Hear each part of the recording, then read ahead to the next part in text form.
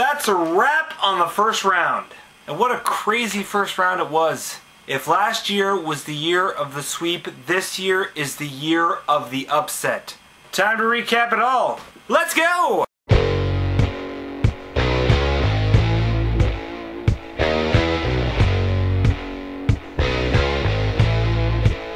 Woo!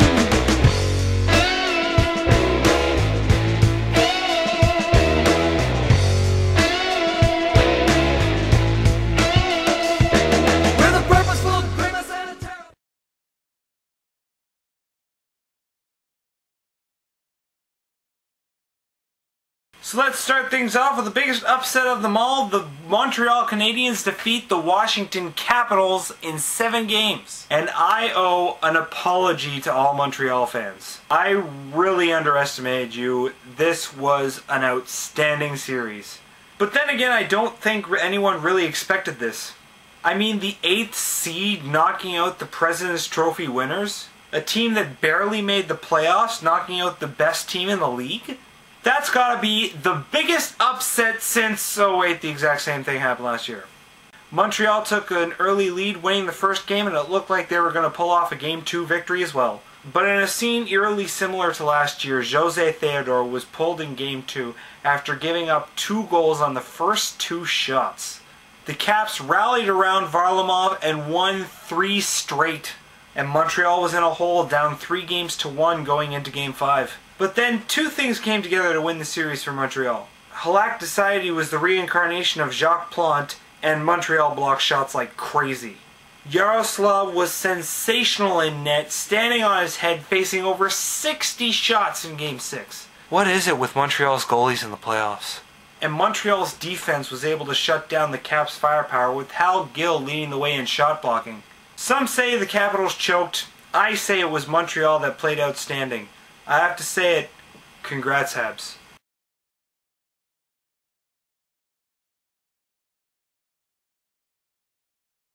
Philadelphia exercises the New Jersey Devils in 5 games. And this series demonstrated one thing. Martin Brodeur is past his best before date. And while Philly does deserve credit for stepping up its game, you have to notice one thing about New Jersey's game. New Jersey's game plan in the past has been rely on Brodeur and we're good. But take a glance at his save percentage this series. Over 5 games, Brodeur has a save percentage of .876, including a percentage of .857 in the last 2 games. Forget about being the best goalie in the history of the NHL. You cannot win games with a netminder that's that shaky. I mean, we caught a glimpse of this in the Olympics, and at the time I thought he was just on a cold streak. But he's getting older and he might be losing his magic. Brodeur may need to start thinking about retirement. Sorry, New Jersey.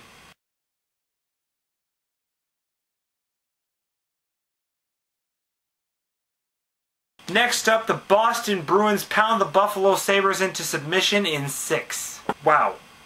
Boston really stepped up its game in this series. They looked like a goner for sure based on their season's performance. But this is what makes the playoffs so great. It's literally anyone's game.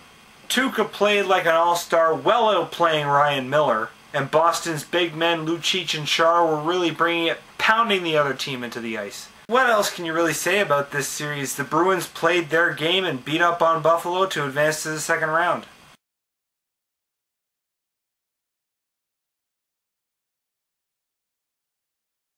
And finally, the only series in the East that wasn't an upset, the Pittsburgh Penguins beat the Ottawa Senators in 6 games. What do you say about this series? Sid the Kid and his supporting cast played the type of games the Penguins are used to. Some Ottawa fans are calling this a choke and blaming Spezza for not being able to keep up with Sidney, but can you really blame him? I mean, yeah, Spezza's a good player, but Sidney is one of the top 2 players in the league.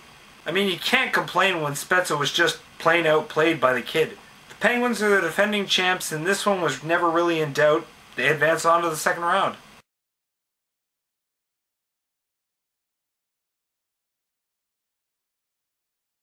On to the West, the San Jose Sharks avoid the choke and make it into the second round in 6 games.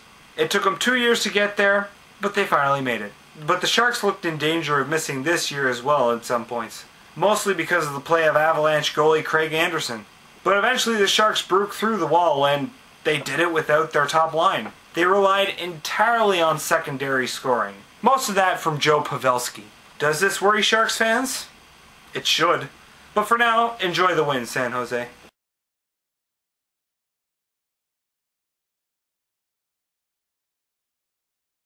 The Chicago Blackhawks knock out the Nashville Predators in 6 games. Nashville stunned the Blackhawks in the first game, beating them 4-1 and looked really impressive doing it. But Chicago used that as a major wake-up call.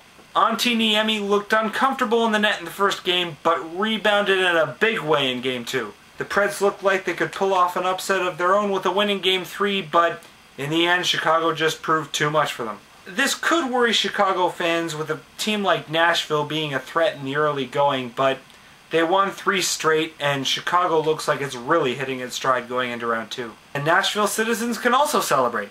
That's right, Nashville, there's no more pesky hockey playoffs to take away airtime from the most important sport of all, cattle roping.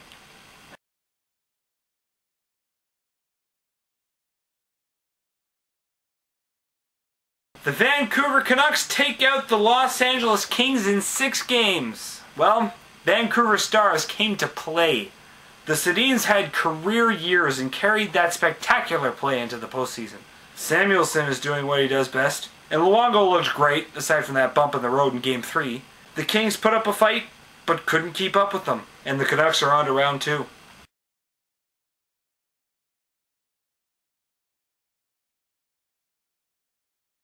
The last of the upsets, although I'm not really sure you could call this one an upset, the Detroit Red Wings put the Phoenix Coyotes to sleep in 7 games. Detroit's lineup that has been struggling all year got healthy at the right time and played the game they're known for.